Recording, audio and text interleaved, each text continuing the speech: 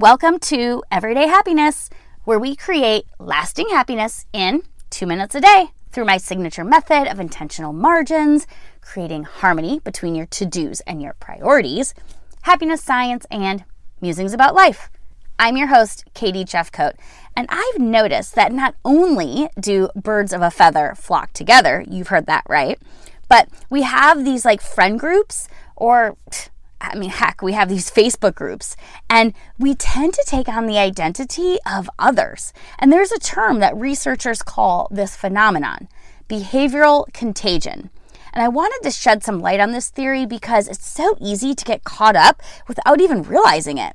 And we talked about this phenomenon in episode 28. If you want to pop back over and take a listen, that episode has some really good nuggets too.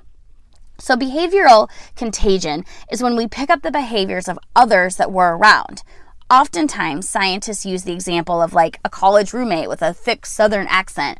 If you're from the Northeast, you might start to say y'all a little bit more often than you did before. Humans actually do this quite naturally. In the case of an accent, perhaps it's not really that big of a deal.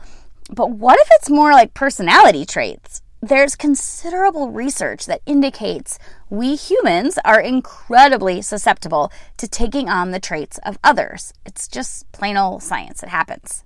So I invite you to take stock in who you're hanging out with.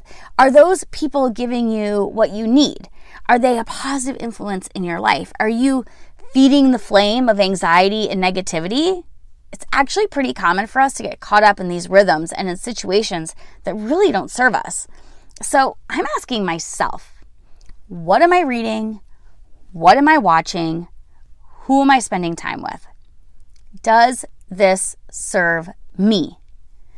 Do I want to tweak this at all? These are the questions I'm asking myself, and I invite you, if you feel like it, to take stock in the past few months and look toward the bright future with some intention.